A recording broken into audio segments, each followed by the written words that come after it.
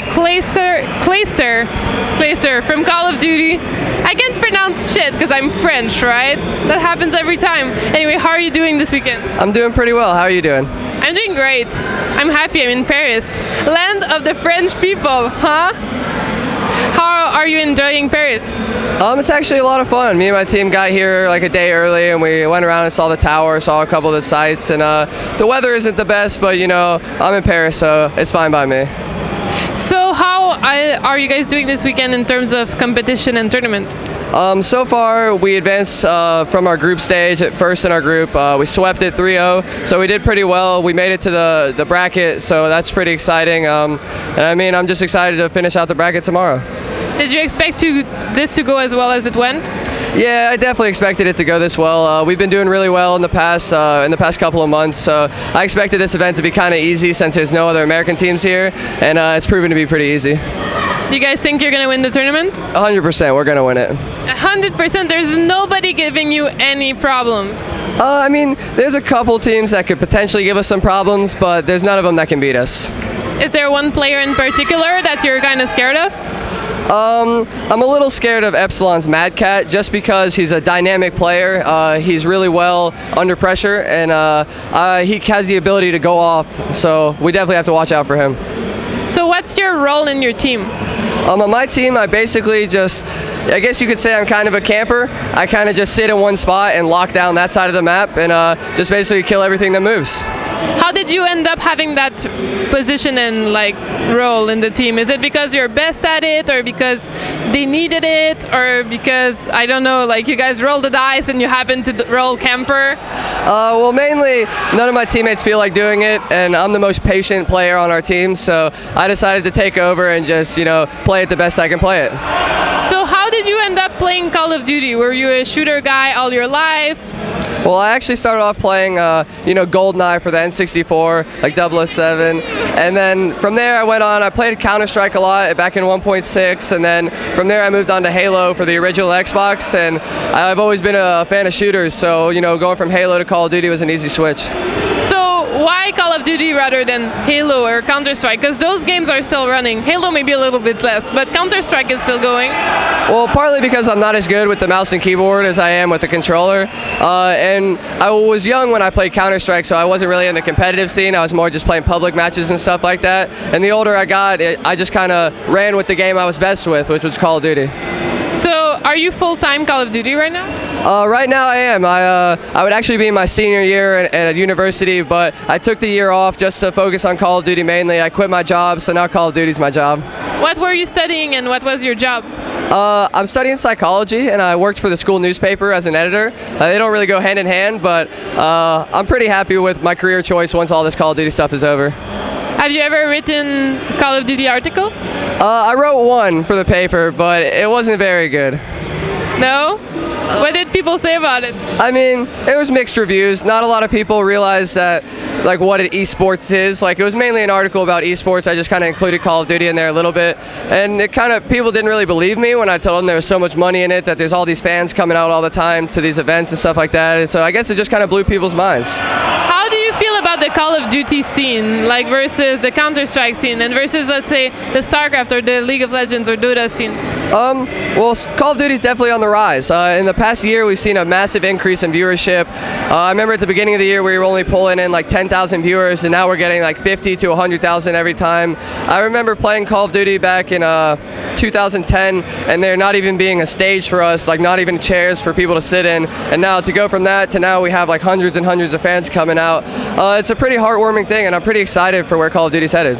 Well, considering the player base of Call of Duty, which is pretty massive, if I remember correctly, it's like something like 3 million daily players that tune in to play. The viewership is quite low, because if you look at like League of Legends or Dota, even Dota that has an average, like a similar number, or even lower, and they get more viewers. Why do you think Call of Duty is not pulling in as many viewers? Well, I think it'll get there, but I think the main reason it's not pulling in many viewers is because it's not a free-to-play game, and it's not on the PC. With League of Legends and stuff like that, all these people in foreign countries can go to like PC cafes and play League of Legends there, and so it's really popular in these other countries because they're able to play it. Whereas Call of Duty, you have to have an Xbox, you have to have Xbox Live, you have to have, you know, an internet connection. So there's all this stuff you have to spend money on just to even play it. And then once you play it, most of the people aren't even informed that there's a competitive scene for it. And it's just mainly introducing all these public players to the competitive scene. And once they see that there's like, it's a lot of fun and it's not just like a watered down version of the game, then they really do enjoy it. And so I think I think as time goes on, it'll get bigger. And how do you feel versus Counter-Strike? Do they even compare at all? I mean, if we're talking about Counter-Strike when it was like as big, like in its prime, then I would say Counter-Strike is the better game. It's definitely a more skillful game, but in terms of now, the viewership and the tournaments for Counter-Strike just aren't really there compared to Call of Duty. And I mean, props to those guys in the Counter-Strike squad that, you know, are sticking it out.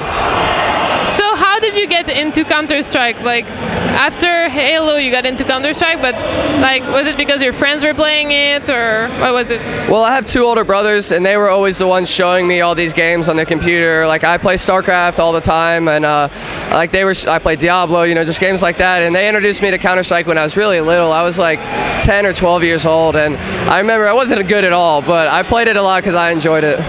Did you ever think you would become a pro gamer? When I found out about pro gaming, was late Halo 1, early Halo 2. I just started to get into the scene and realized that there was a competitive scene. I knew it was something I wanted to do, but I didn't know that I would actually come this far doing it. And did you exceed your expectations once you were getting into pro gaming?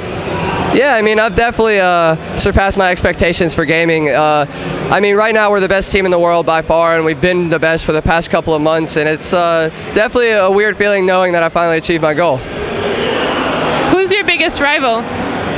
Our biggest rival as a team would probably be Optic, because we always have really good intense matches every time we play them. I'm really good friends with all the guys on the squad, but once we sit down to play, it just kind of completely switches, and I hate them for that, you know, 30 minutes that we're playing or whatever. And we definitely provide some entertaining matches. So there's no grudges after? It's just in game, and you guys are all good after? Yeah, we all of us as players have kind of come to an agreement that like all of the trash talk, all the rivalries and stuff, that all stays in game. Right as it's over, you stand up, shake hands, and we often chill together all the time afterwards. We'll go out, have a cigarette, or, you know, do whatever we have to do, because just a lot of people think that we kind of hate each other because we trash talk so much, and then when they see us, like, they don't only see us on the stage, they never see like our interactions like as friends, because I am really good friends with all of the opponents in Call of Duty because we travel the world together playing video games. So I see these guys, you know, multiple times a year, and it'd be kind of hard not to be friends with them. So I noticed that the Counter-Strike scene, at least in the girls category, they don't really hang out together. They kind of just go back to their place and study, and they're super like hardcore into studying and getting ready for the match and like sleeping their time. And like StarCraft players, they kind of tend to hang out with the casters and interviewers. Everyone like gets together and goes to drink basically every night. How's the Call of Duty scene for that? Well, for us, we're here for business. Like, when we come to these tournaments, it's strictly business. We always, you know, on Sunday nights after the tournament's over, we'll go out and we'll have a couple drinks and have a good time. But that's only on Sunday nights. Like, if on the nights where we have to play the next day, we're in bed at a reasonable time. Our coach, Mr. X, actually handles that. Like, he makes us be in bed at certain times, makes us wake up, get breakfast, you know, so we're like awake for our matches. We're always the first ones to the venue warming up, and we're always the last one to leave. So you guys kind of stick together as a team for the whole tournament, and then you talk to people on Sunday?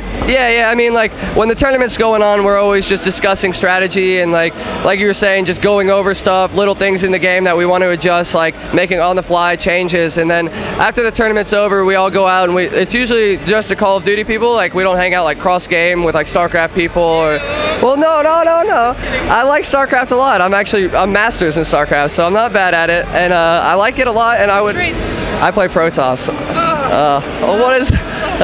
well, all right. So, I mean, I would like to hang out with some of the StarCraft players. I mean, I really respect them as players for what they're doing with the esports scene. Even though StarCraft is kind of like going down right now, they're sticking it out, and I applaud them for that. And another question that's not really related, why do you think the YouTube channels of Call of Duty players are much bigger? Like, the viewership and stream numbers it's so-so, but on YouTube it's like incredibly big compared to even like League of Legends. Yeah, I think the reason I think the YouTube is so big for Call of Duty because, like you said, there's 3 million, 4 million playing daily. So there's so many people out there that are playing Call of Duty, and a lot of them, if they want to see good gameplay or like tips and tricks, they just go to YouTube and type in good Call of Duty or something like that, because that's the only, yeah, you know, because that's the average intelligence of the Call of Duty player right there, is good Call of Duty. And so it's like they go and that's how they find all these channels, and then they tell their friends, and they like seeing like really good gameplay, so you can't see that really anywhere else other than on YouTube. So that's how you label every single of your video, good Call of Duty? Yeah, it's always in the tags. So guys, just go check out on YouTube good Call of Duty and you'll find all of his stuff there. You should, you should. Do you have any, well, what's the next tournament for you guys? What's the next big thing?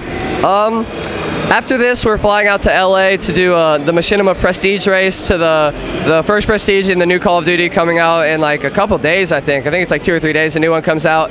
Then right after that, we have like a 4-day break, and then we have MLG Columbus, which I'm really looking forward to. I love MLG events. They're like some of the most fun events there is, so I'm really looking forward to Columbus. Do you have any shout-outs you'd like to do?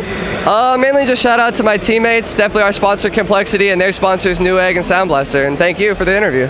Thank you very much, and good luck in winning this tournament. Yeah, because everyone who does interviews with me, they win, right?